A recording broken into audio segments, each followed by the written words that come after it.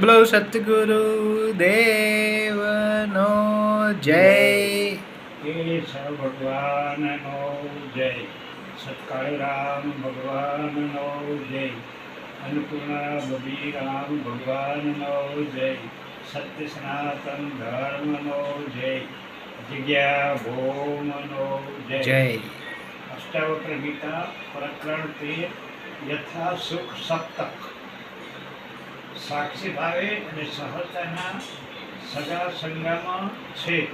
જ્યાં સાક્ષી ભાવ હોય ત્યાં સહજતા પણ હોવાની, અને જ્યાં સહજતા સ્વાભાવિક હોય ત્યાં સમજવું કે સાક્ષી ભાવ પણ હશે.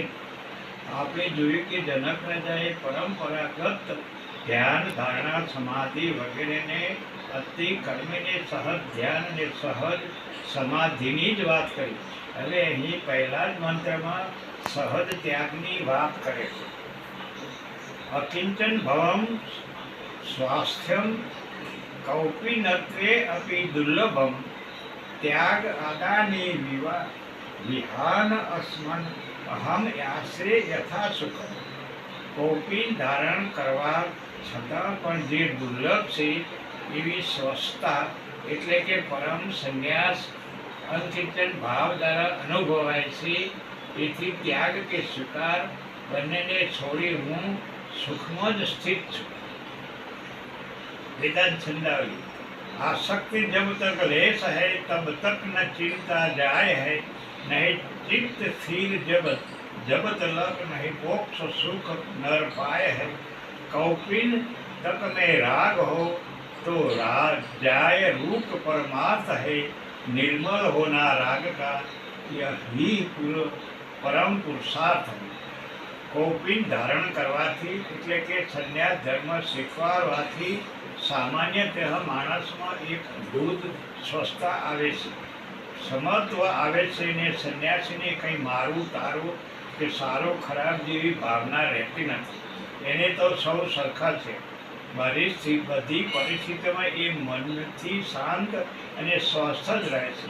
શ્રી શંકરાચાર્ય કહે છે તેમ એ ખરા ભાગ્યશાળી છે. કૌપિન નવંતા ખલો ભાગ્યવંત. ત્યાં પણ એ જ અર્થ કરે છે કે કૌપિન ધારણ કરવાથી એટલે કે સંન્યાસી થવાથી મનની જે શાંતિ અને સ્વસ્થતા આવે છે એથી તેઓ ભાગ્યશાળી છે.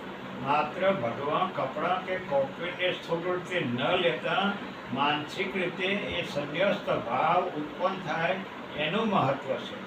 આની જનક રાજા કહે છે કે સ્થૂળ રીતે કૌપિન ધારણ કર્યાથી યાને કે સંન્યાસ લેવાથી જે કંઈ શાંતિ અને સ્વસ્થતા મળે એ કરતાં અનેક ગણી શાંતિ અને સ્વસ્થતા મળે એટલે કે એક જાતનો પરમ સંન્યાસ મને તો માત્ર અકિંચન ભાવ દ્વારા જ અનુભવાય છે. અકિંચન ભાવ એટલે હવે બીજું કાંઈ છે જ નહીં, મારે અન્ય કાંઈ જરૂર જ નથી એ ભાવ ને. એનું કારણ એ કે મને પરમ તત્વની આત્માની અનુભૂતિ થઈ છે. તેથી સમજાઈ ગયું છે કે એ સિવાય બીજું કાંઈ છે જ નહીં ને એ મળ્યા પછી બીજી કોઈ જરૂર પણ નથી. પરિણામે મારે કાંઈ ત્યાગવા જેવું કે સ્વીકારવા જેવું પણ નથી. હું સુખમાં જ છું. આગળ પણ એમ જ એ ધ્યેય ઉપાધ્યેયની ત્યાગ સ્વીકારવાની વાત કરી છે ને કહ્યું હતું કે હું આત્મામાં સ્થિત છું. એ જ વાત અહીં બીજી રીતે કરે છે કે હું સુખમાં જ સ્થિત છું, આત્મા સિવાય કાંઈ છે જ નહીં. એવું જ્ઞાન કૌપિન સંન્યાસ કરતાં પણ વિશેષ છે, દુર્લભ છે એમ કહે છે. પછી ત્યાગ સ્વીકાર પસંદ નાપસંદ કાંઈ રહેતું નથી. આપણે આગળ જોયેલું તેમ જે કૃષ્ણમૂર્તિ કહે છે તે મુજબ ચોઇસલેસ અવેરનેસ, પસંદગી રહિતની જાગૃતિની હોશની આ વાત છે. એ જાગૃતિ હોશ આવે પછી પરમ તત્વ સિવાય કાંઈ છે જ નહીં. એ ભાવ સહજ બની જાય છે. પછી રાજપાટ, મહેલ, ધન સંપત્તિ બધું જ અત્યંત સુલભ લાગે છે. એ બધાની મહત્વ જ્યાં સુધી છે ત્યાં સુધી મહત્વાકાંક્ષા છે, તૃષ્ણા છે, આશા છે. પરંતુ આત્મજ્ઞાન થતાં એ બધું જેમનું તેમ રહેવા છતાં નિરર્થક બની રહે છે. અહીં એ જ કહે છે કે મને આત્મજ્ઞાન થતાં હું આત્મામાં સ્થિર થતાં જ સમજાઈ ગયું કે આ બધું જ ધન સંપત્તિ વૈભવ રાજપાટ વગેરે છે તે નિરર્થક છે. એનું કોઈ મૂલ્ય નથી, એમાંનું કાંઈ શાશ્વત નથી ને એ રીતે મારી પાસે આ કંઈ હોય કે ના હોય બધું બરાબર, કે મારામાં એક અદ્ભુત અચિંતન ભાવ ઊભો થયો છે કે આ જગતમાં આપણું છે શું.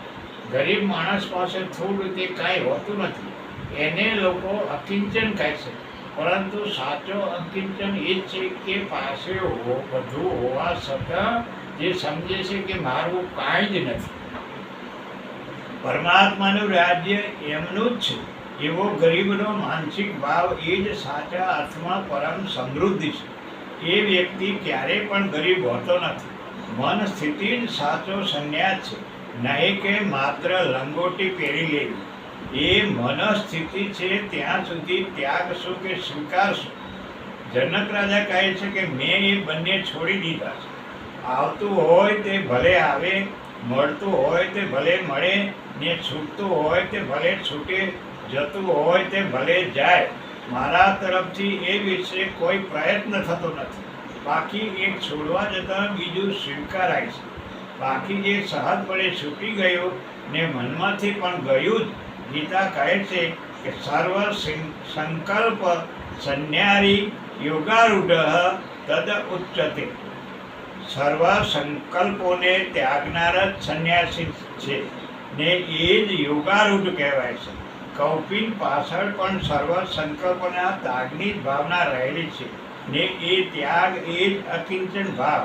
એ હોય તો સ્વસ્થ જ છે. સ્વમાં સ્થિત હોવું એ જ સ્વસ્થ હોવું, એ જ સ્વસ્થનો ભાવ. અહીં જનક રાજા એ જ કહે છે કે આત્મા સિવાય કાંઈ છે જ નહીં. એવા અકિંચન ભાવ દ્વારા મને કૌપિન કરતાં વિશેષ સ્વસ્થ એટલે કે પરમ સંન્યાસનો ભાવ અનુભવાય છે. પરિણામે ત્યાગ કે સ્વીકાર બંને છોડી હું સુખમાં જ સ્થિત છું. હવે આગળ કહે છે શ્લોક મંત્ર બી. પુત્ર અપી ખેદઃ કાયસ્ય જીહવા પુત્ર અપી ખીધતે મનઃ પુત્ર અપી તત તત્વ કા પુરુષાર્થ સ્થિત સુખમ. ક્યાંય શરીરના દુઃખ છે, ક્યાંય વાણીના દુઃખ છે, તો ક્યાં મનના દુઃખ છે. માટે હું એ ત્રણેયનો ત્યાગ કરી પુરુષાર્થમાં એટલે આત્મામાં જ સુખથી સ્થિત છું. પગ હાથ કે से किया करे तो खेद काया पाए है. पाठन पठन किया कीजिए तो जीभ में भ्रम आए है. मन खेद पावे ध्यान से यह बात सत्य यथार्थ है. व्यापक तीनों त्याग है, यह ही परम पुरुषार्थ है. અગાઉ જનક રાજાએ મન વચન અને કાયાના કર્મોને હું ટેકો આપતો નથી એમ કહેલું. અહીં મન વચન અને કાયાના દુઃખની વાત કરે છે. દુઃખ પીડા કષ્ટ કલેશ એ માત્ર બહારથી જ આવે છે, એવું નથી. બહારથી એટલે કે અન્ય દ્વારા કે કુદરતી રીતે આવે રોગ વગેરે એ તો ખરા જ. એને વ્રતનું તપનું આકર્ષણ નામ આપે છે. હાથ કાયમ ઊંચો જ રાખવો કે કાયમ એક પગે ઊભા રહેવું અથવા કદી બેસવું કે સૂવું જ નહીં, નાહવું નહીં, સ્વચ્છ ન રહેવું, શિયાળામાં ઠંડા પાણીમાં બેસવું કે ઠંડા પાણીએ મધસ્નાન કરવું એ ને ઉનાળામાં તડકામાં તાપણા કરીને બેસવું એ બધું માત્ર શારીરિક કષ્ટ જ છે, તપ નથી. તપ નથી. ગીતા તો એમની ના જ પાડે છે. એ રીતે અંતરમાં રહેલા આત્માને આપણે દુઃખી કરીએ છીએ ને એ રીતે આધે ધડ ઉપવાસો કરી નાખવા એ પણ તપ નથી. આ બધા શરીરના દુઃખ છે. જીભના દુઃખ એટલે કે વાણીના દુઃખ પણ છે. જીભના દુઃખમાં સ્વાદમાં મન રાગેલું રહે. ભૂખ ન હોવા છતાં, જરૂર ન હોવા છતાં મોઢું ચાલતું જ રહે, એ પણ જીભનું દુઃખ જ છે. ને બોલવાથી જે કંઈ બગડે છે એ વાણીનું દુઃખ છે. સત્ય બોલવું, અપ્રિય બોલવું વગર વિચારે બોલવું ને વણ જોઈતું બોલ બોલ કરે જ રાખવું એ વાણીના દુઃખ છે. મોઢેથી રાગડા તાણીને ભજન ગાવા, કીર્તન કરવા, મોટે અવાજે પ્રાર્થના કરવી કે ધૂન બોલવી એ પણ વાણીનો વિલાસ જ છે ને દુઃખ કરશે. પ્રાર્થના કે ભક્તિ પણ અન્યને જરા પણ તકલીફ ના થાય એ રીતે અત્યંત ધીમા અવાજે કરવા જોઈએ. જેસી તો કહે છે કે તમારા ઓરડામાં જઈ બારી બારણા બંધ કરી કોઈ જ સાંભળે એમ શાંતિથી અને એકાંતમાં પ્રાર્થના કરો. મનના દુઃખ અગાઉના મનના વિક્ષેપોની તો વાત કરી જ છે. એ જ મનના દુઃખ છે. મનમાં વૃત્તિ ઊભી થવી, ઈચ્છા થવી, વાસના છળવળવી એ જ મનનું દુઃખ છે. કારણ કે એ બધાને પરિણામે જ આગળ ઉપર વાણીના જે શરીરના વર્તનના દુઃખ ઊભા થયા છે. આ મન તો બધા દુઃખનું મૂળ જ છે. બુદ્ધ ભગવાન કહે છે તેમ તૃષ્ણા માત્ર દુઃખનું મૂળ જ છે ને તે ઊભી થાય છે મનમાં. આમ બધા જ દુઃખો છેવટે તો મનના દુઃખો જ છે. બાકી એ સિવાય પણ એક બીજી તરફ વેરની ભાવના, ધિક્કારની લાગણી, દ્વેષ ભાવ, ઈર્ષા, અદેખાઈ આ બધા પણ મનના દુઃખ જ છે. તો બીજી તરફ અહમ ભાવ, મદ, મોહ, માયા, મમતા એ પણ એક રીતે મનના દુઃખ છે. એથી જનક રાજા કહે છે કે હું ત્રણેય પ્રકારના દુઃખોને છોડીને પુરુષાર્થમાં જ સુખેથી સ્થિત છું, એટલે કે આત્મસ્થિત છું, મોક્ષમાં જ છું. અને જનક રાજા તો જ્ઞાની પુરુષ હતા. એ સમજતા હતા કે શરીરના દુઃખ કે વ્યાધિ જ પૂરતા છે એમ નહીં. શરીરમાં હોવું એ જ વ્યાધિ છે. એટલે કે જ્યાં સુધી દેહભાવ છે ત્યાં સુધી દુઃખ જ છે. પછી ભલેને શરીર સુંદર હોય કે ના હોય, જેમ દેહભાવ જ દુઃખ છે એમ વાણી આને કે વાણીનું મૂળ વિચાર, બુદ્ધિ, તર્ક એ પણ દુઃખરૂપ જ છે. માણસ જેમ વધુ વિચારશીલ, જેમ વધુ બુદ્ધિશાળી એમ વધુ દુઃખી. એમાં પણ જો આધ્યાત્મિક અભિગમ ન હોય, અભિરુચિ ના હોય તો વિશેષ પશ્ચિમમાં એવું ખાસ બને છે. ઘણા સારા વિચારકો, બુદ્ધિશાળીઓ છેવટે ગાડા થઈ જાય છે કે આપઘાત કરે બેસે છે. અને વિચારવું બુદ્ધિનું દુઃખ જ આખરે તો મનનું દુઃખ બની રહે છે. મનને કદી સંતોષ નથી. જે પાસે છે એ ઓછું જ લાગે છે, જે નથી એમાં જ રસ છે. આમ મન હંમેશા દુઃખી જ છે. જનક રાજા કહે છે કે મેં એ ત્રણેયને છોડી દીધા છે ને હવે હું મોક્ષ પુરુષાર્થમાં સ્થિત સુખી જ છું. આ પૂર્ણપણે સાક્ષી ભાવ છે. આગળ ફરી કર્મની વાત કરે છે. શ્લોક મંત્ર છે. કૃતમ કિવમ અપી ન એવ સ્વાદ ઇતિ સચ્ચિત્ય તત્વત યદા યત કૃતમ યથા આયાતિ તત કૃત્વ અસી યથા સુખમ. કરેલું કર્મ પણ ખરેખર તો સાત્વિક રીતે છે જ નહીં એમ વિચારને જે કંઈ કર્મ કરવાનું આવે એને કરીને સુખેથી સ્થિત છું. देहादि करते कार्य है, आत्मा सदा निर्लेप है. यह ज्ञान संबक हो जब होता न फिर विक्षेप है. मन इंद्रियां करती रहे अपना कुछ भी स्वार्थ है. जो आ गया सो कर लिया, यही परम पुरुषार्थ.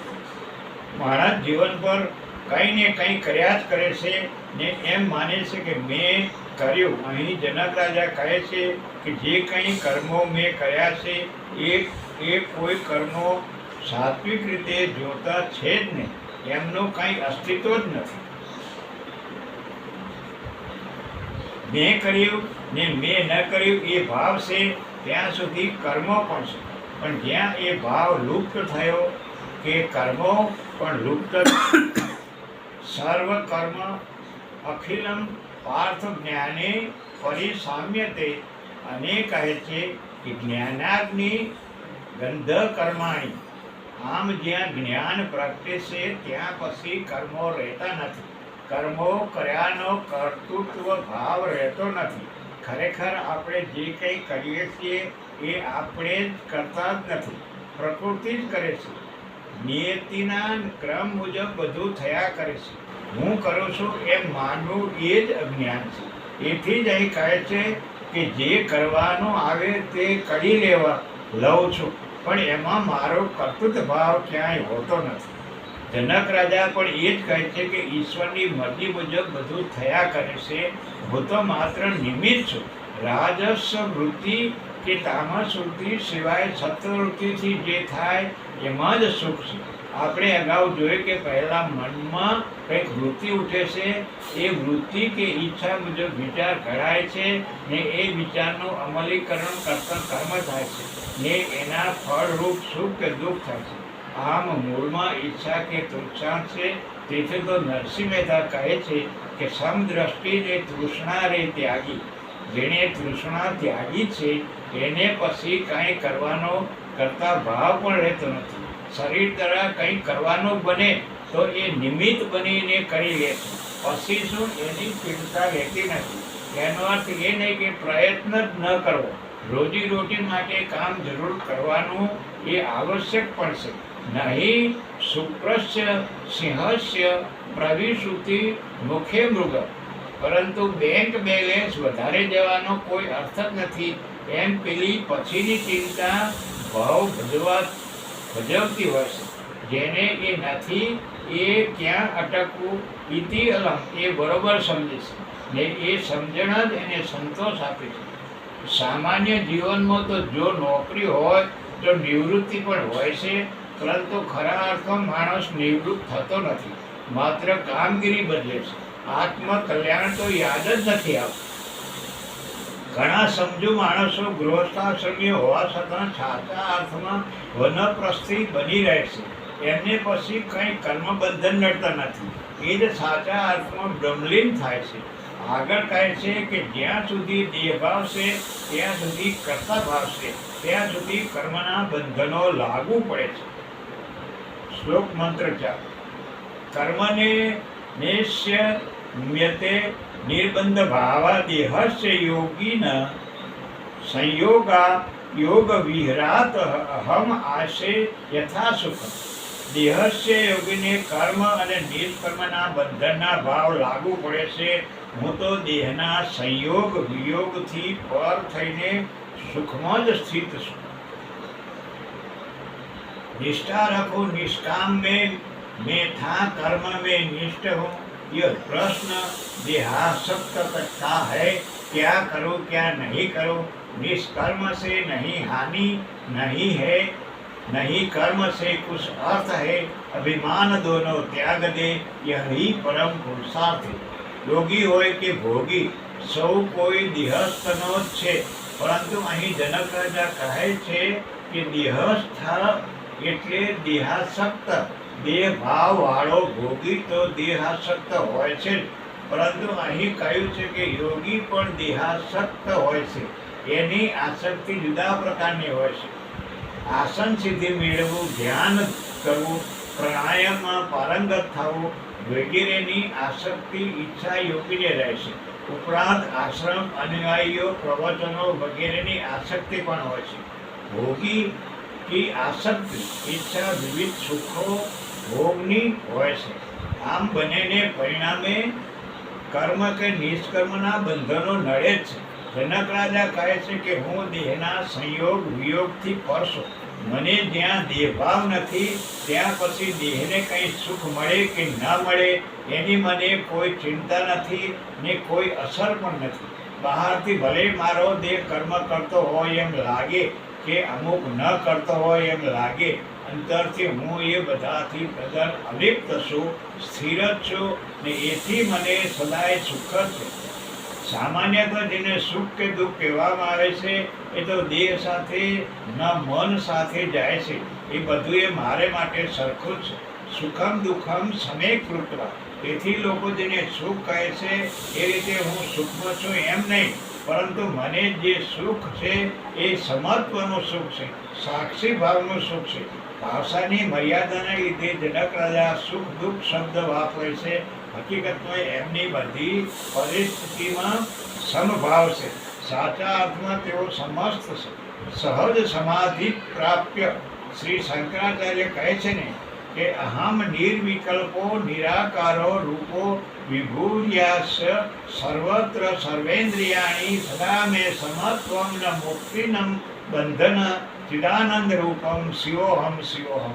અષ્ટાવક્ર કહે છે કે સાક્ષી ભાવરૂપી સહજ યોગને સંપૂર્ણ યોગ કહી શકાય. ગીતામાં સ્થિત પ્રજ્ઞ જીવન મુક્ત પણ એ જ છે. શ્લોક મંત્ર 5.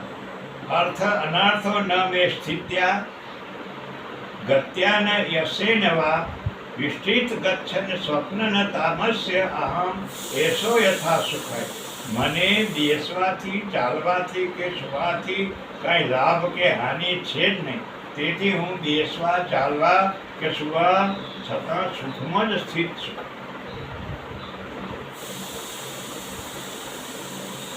बैठे चले सोए भले नहीं देह में आसक्त हो, ये कार्य करने देह को निज आत्मा में अनुरक्त हो, चेष्टा करे है देह अपना अर्थ के न अनर्थ है, नहीं संग करना देह से यही परम पुरुषार्थ है.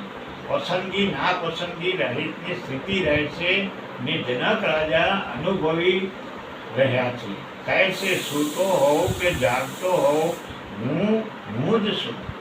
ઉપનિષદ કહે છે ને કે જાગૃત સ્વપ્ન સુષુપ્તિ ત્રણેય સ્થિતિમાં જેનો સાતત્વ રહે છે, જે આ ત્રણેય સ્થિતિ અનુભવે છે ને જાણે છે એ તો આત્મા જ છે. અહીં જનક રાજા પણ આત્મકક્ષા એથી જ વાત કરે છે. બેઠો હોય, ચાલતો હોય કે સૂતો હોય એ મારો દેહ છે. એ સ્થિતિની કોઈ પણ લાભ કે હાનિ હોય તો એ પણ દેહને છે. મને એમાંનું કાંઈ સ્પર્શતું નથી. એથી હું તો કાયમ કોઈ પણ પરિસ્થિતિમાં સુખમાં જ છું. દેહની આવશ્યક પ્રવૃત્તિઓ દેહની જરૂરિયાત મુજબ સહજપણે થતી રહે છે. જીવનમાં શિસ્ત પણ સહજ હોવી ઘટે. સ્વયં શિસ્ત જો તો સુખ જ છે. કબીર કહે છે ને કે સાધા સહજ સમાધિ પડી. અહીં હજી જનક રાજા પણ એવું જ કંઈક કહે છે કે સ્વપ્ન તો નાસ્તિ મેં હાનિ, સિદ્ધિ એમ તો વાતો જ નવા, નાશ ઉલ્લાસો વિહાય આસ્મદ અહમ આસ યથા સુખમ. સૂતા રહેવાથી મને કોઈ હાનિ નથી કે પ્રયત્ન કરવાથી કોઈ સિદ્ધિ નથી. એથી હું હાનિ લાભ બંને છોડીને સુખમાં જ સ્થિત છું. नहीं जागने में लाभ कछु नहीं, हानि कोई स्वप्न में नहीं, बैठने से जाए कछु नहीं, आए है कछु यत्न से, निर्लिव जो रहता सदा सो सिद्ध मुक्त कृतार्थ है, नहीं त्याग हो नहीं हो ग्रहण, यही परम पुरुषार्थ है. આગળના જ મંત્રની વાત જરા જુદી રીતે કહે છે. સૂતા રહેવાથી મને કોઈ હાનિ નથી, કારણ કે સૂએ છે એ મારો દેહ છે. હું તો સદા જાગૃત જ છું. या निशा सर्वभूताना तस्या जागृति संयमी. જ્ઞાની આખી રાત જાગતો રહે છે એમ નહીં. દેહ તો એનો પણ સૂઈ જાય છે, પરંતુ જનક રાજા કહે છે એમ એ અંતરની સદા જાગૃતિ. બીજી રીતે બુદ્ધ ભગવાન કહે છે એમ જ્ઞાની સદા જાગૃત હોશમાં હોય છે. દેહ સૂતો હોય કે જાગતો હોય એ મહત્વનું નથી. એથી જનક રાજા કહે છે કે દેહથી હું સૂતો રહું તો પણ મને કાંઈ નુકસાન નથી. વળી કહે છે કે પ્રયત્ન કરવાથી મને કોઈ સિદ્ધિ નથી, લાભ નથી મેળવવા જેવું બધું જ મેં મેળવેલું છે. મારે હવે કોઈ સિદ્ધિ બાકી જ નથી. પછી શેનો પ્રયત્ન? અર્થાત જનક રાજા કાંઈ જ કરતા નહોતા એમ નહીં, પણ કરવા પાછળ એમનો કોઈ કરતા ભાવ નહોતો. ગીતા કહે છે તેમ કર્મણિ અકર્મ ય પશ્યતે અકર્મણિ ચ કર્મયઃ સહ બુદ્ધિમાન મનુષ્યેષુ સહયુક્ત પુરંદ કર્મ કૃત. કરતા ભાવ અહમ રાખવાથી મને કોઈ લાભ નથી. કર્મો તેઓ જરૂર કરે છે, પરંતુ એમાં પણ તેઓ અકર્મ જ જુએ છે અને સૂતા રહેવા જેવું બાહ્ય રીતે અકર્મ કરે છે. એમાં પણ તેઓ અકર્મની આત્માની સતત જાગૃતિને જ જુએ છે. એથી કહે છે કે સૂતા રહેવાથી મને કોઈ નુકસાન નથી. આવી સમજણ હોવાથી લાભ ગેરલાભ બંનેને છોડી હું સમભાવમાં સુખી જ છું. છેલ્લા શ્લોકમાં હવે સુખ દુઃખની વાત કરતા કહે છે કે સુખ આદિ રૂપ અનિયમમ ભાવેશુ આલોક્યસુ ભૂમિ શુભ અશુભે વિકાર સ્વાત અહમ આશે યથા સુખમ.